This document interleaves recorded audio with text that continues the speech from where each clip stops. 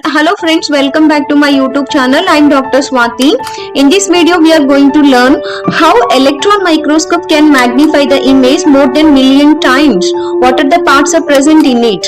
Each one in detail we can discuss. Don't skip the video. This is only 30 seconds. Within 30 seconds you can learn the answer. Okay. So first part you can see here, electron gun. Electron gun contains heated tungsten filament. It emits the electron beam. So next one you can see condenser lens. The condenser lens are electromagnetic lens. The condenser lens helps to focus the electron beam onto the specimen. Okay. So it can also control the size and intensity of electron beam.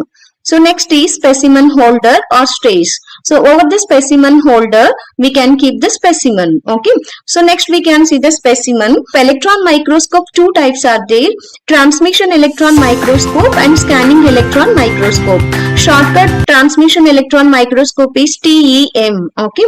So if you want to see the image through the transmission electron microscope, we have to make a ultra thin specimens. Okay, then we can watch all the internal structures. Okay, so here you can see like bacteria, the bacteria cell wall, cytoplasmic membrane, and DNA, ribosomes. So these all we can watch clearly through the transmission electron microscope. So it will give the internal view of the image. Okay, so next you can see scanning electron microscope. The scanning electron microscope can give the surface view of the image or else topography. Okay, so if you want to see the image through the scanning electron microscope, the thick specimens are allowed. Okay, so here we no need to make it ultra thin specimens. The thick specimens also allowed.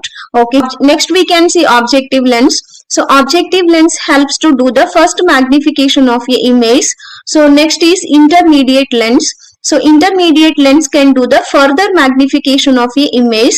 Okay, next is projector lens. So projector lens can do final magnification of your image. Okay, so these all objective lens, okay, intermediate lens and projector lens, even condenser lens. So these all are electromagnetic lens. So electromagnetic lens can do the magnification of your image more than million times. Okay, so it is in electron microscopy, vacuum system is present. The vacuum system helps to remove the air from the microscopic chamber and also prevent the electrons from scattering. Okay, so next is you can see here the fluorescent screen or detector. So over the fluorescent screen, image can be displayed. Okay, so and finally the image we can adjust the magnification and brightness with help of your control panel. Okay, so these all are the different parts of your microscope. So electron microscope can give the best resolution of your image because high voltage electrons can give the shorter wavelength. Shorter wavelength electrons can generate the best resolution of your image. Even nanometer thickness images also we can watch clearly through the electron microscope.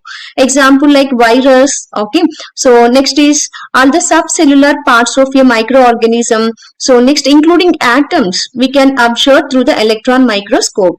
So thank you.